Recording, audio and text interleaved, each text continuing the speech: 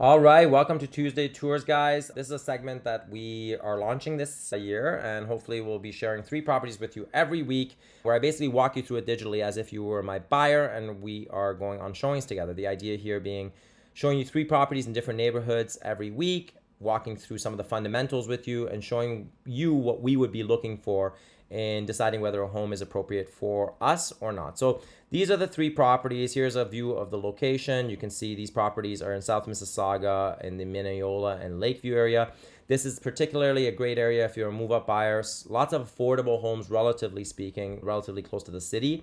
New builds here can range anywhere from, let's say, 1.8 up to even 3 million. But in the price range we're looking at, usually with our move-up buyers, we find about 1.9 to 2.3 is the sweet spot. So that's kind of the price range of the homes that we'll be taking you through. There's a lot of accessibility into the city, whether it's through GO Transit or the highways. Very community-based. Again, fantastic neighborhood for move-up buyers. So these are the addresses of the 3 properties that we'll be taking you through. I'll be going through some fast facts with you and then sharing with you what my thoughts are as we go through the pictures. If you'd like to see any of these properties with us in person, please reach out. We'll be happy to schedule a private viewing for you. And further, if there are any properties that are not on this list but you'd like to discuss, again, reach out. If you like these videos and you want to be kept up to date with our showings each week, make sure to like, subscribe, and share. And without further ado, let's just jump right in. So first property here is 1300 Lake Breeze. This property, before I get into the pictures, and I do like this property for various reasons, but first let's go to the fast facts. So here it's on the west side of Lake Breeze. It's a 52 by 222 lot. When I'm looking at lot size, I obviously, with detached properties, I want to see something that's fairly wide, and that gives you that wide feeling. I find with move-up buyers, especially if they're coming from homes in the city, they're looking for width. They're looking for that space so that when they come in, they don't feel crowded. So definitely a 52 lot will provide you with that. At 222, you're looking at a very long lot. Typically, if we find like 100, 120, anything over 120 is starting to get a little bit more spacious in terms of length. Certainly 222 is very long, actually twice the length of your average lot size length in this area. So you can only imagine, I'll show you through the pictures, what the possibilities are. And this property already has an in-ground pool, has your central air, all that. So I'm not going to go through some of those fundamentals, but rather the fact that it has an in-ground pool, has a detached 2-car garage, a 4-bedroom, 4-bathroom, and an unfinished basement. So that's important to note, because there are parts of this property that may be appropriate for some buyers, but not for all. It's listed for 2.2. This is off of a price drop from 2.5, I think, at the onset last year in 2024. They were struggling selling it. I think it was probably because they were priced a little bit too high. But again, let's go through it and see what you think. So this is the detached 52 lot here. You can see there's a lot of space on the driveway. Great clearance to the garage as well. This is the power of a very wide driveway. This house kind of gives me the cottage vibes. What do you think? It's got this like nice little porch, walk up. It's very wide, spacious, private, very cottagey to me. So when you come in, you've got this entryway or vestibule with the closet and the powder room as well. Very, very spacious, easy for you to see like kids, family coming over for the holidays or just day-to-day activities, and lots of space for you to take off your shoes, get inside the house. You have your traditional kind of living room, family room, kitchen, dining room area, except here you'll notice through the pictures that they've set it up as an office. You could easily double this for a family area, formal living area, or what I would probably suggest for families with small children, like a rec area for children. This area is your dining area. This is a small dining table for this space. We've seen the property. You could easily accommodate 8 to 10 people here very, very easily. And then here you can see this is going into your family / kitchen area. And the furniture is a little bit large, but the space was quite nice when we were there. Everyone has their own taste, so don't let the furniture throw you off. It is a spacious area. You could easily fit a sectional. This is a bit not like your traditional new build. Typically, we find this to be an open concept, and then you'll have some sort of center island. In this case, it felt like the home was very much designed by the sellers for the sellers during the time they did the reno. Nothing wrong with the kitchen, super modern, gas range, stove, pot filler, and then you've got your central vac here underneath your countertop. I would say maybe a little bit of additional counter space would be great, but you can do that with a standalone island, some stainless steel independent structure. And then you've got your walkout with a covered veranda, which is nice. And again, in new builds, we find usually there is a covered section, so this one offers it as well. You've got your, again, huge driveway here that leads into your garage. Garage has a side entrance here, and then you've got the in-ground pool. You can see that the lot goes right back to those hedges over there, and that's the power of that 222 lot. It is massive. I mean, this is literally your imagination is your only limitation here. You could put a coach house now with the regulations being as easy as they are, whether it's for your parents getting older and you want them to stay close, or your kids just getting annoying and you want to throw them into their own coach house. Whatever your reasons, you've got the land to do it. And this is kind of just a quick scan of the pictures. This home is quite nice. These are the bathrooms upstairs. So you've got the primary and then you've got some of the bedrooms here. I would say the finish could be a little higher end. At this price range, you will find homes that are of much higher end finish. However, this home is unique in that you're not going to be able to, you can spend all the money on any home you want, but at the end of the day, you can't build a 222-foot lot, right? You have to buy into it. So certain things are intangible. And this is, I thought, a really cool room. The ceilings here from ground to floor to ceiling were like 13, 14 feet, I think. So it'd be a pretty cool kids room. And the floor plans, if you want them, we'll send this listing over to you. And again, happy to set up a private tour or answer any questions you might have. Great home. I think at the 2.2, they're in and around their market value, maybe slightly high still. Basement definitely needs about an injection of 150 to 200 to underpin and finish. But really no knock to this home. I think for the right buyer, it makes perfect sense and offers a lot of value. This one here is at 1037 Edgeley. This is in the Lakeview area, phenomenal neighboring area. Same idea, same sort of benefits of living there. Lots of move-up buyers. This is your more traditional kind of new build. Looking at the picture here, it's likely it was at one point a bungalow, and then it was torn down over the last 0 to 10 years, and then that new build came. It's a 40 lot. Sometimes, again, you'll find they'll sever it, so it'll be 40 will be 220s, but that's too narrow, so I think the builder here had the right idea. They kept the 40 lot, which gives you the proper space for a detached home that someone would look for if they're a move-up buyer here.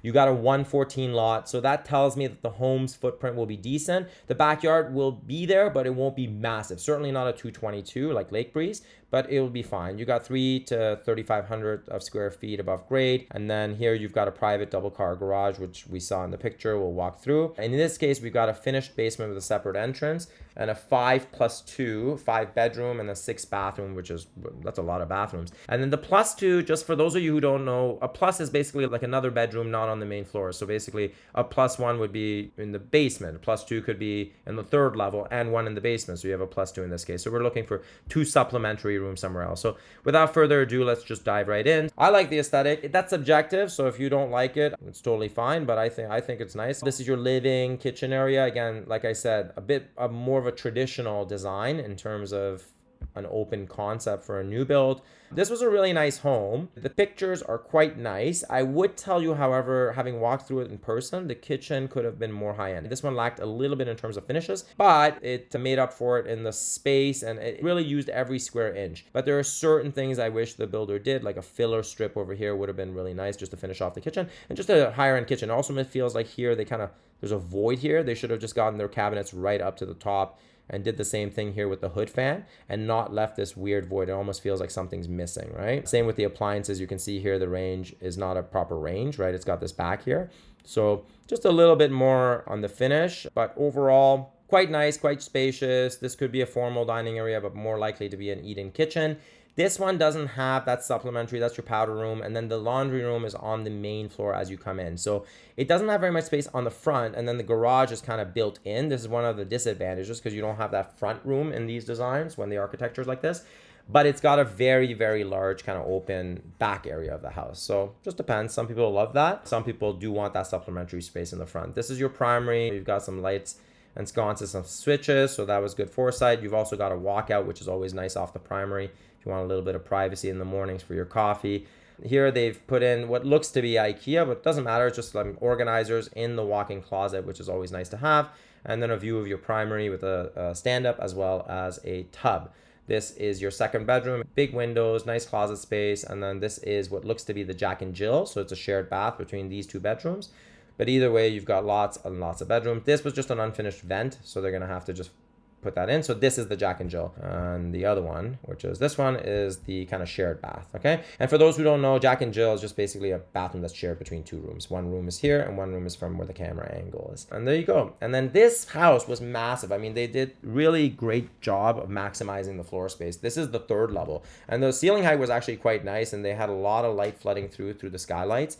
And there was another bathroom there. It's just ridiculously large. So you got this bathroom up there, you've got this kind of bedroom section, and then you've got another, I mean, it could be a rec room, an office, a primary ensuite. Possibilities are endless. It's great to have. And then on top of it all, The basement is designed as a supplementary apartment with 2 bedrooms, and then this is the garage, which is attached to the house. In this case, with this house, I would say you don't even need the basement because you really do have optimal space between the main, second, and third. And the basement truly can be used as whether it's an in-law suite for the kids or even as a short-term or long-term rental, what have you, with the appropriate licenses. The backyard, they didn't do too much to it, just the existing fence. And that is the tour for this house. And without further ado, let's get to 844 9th.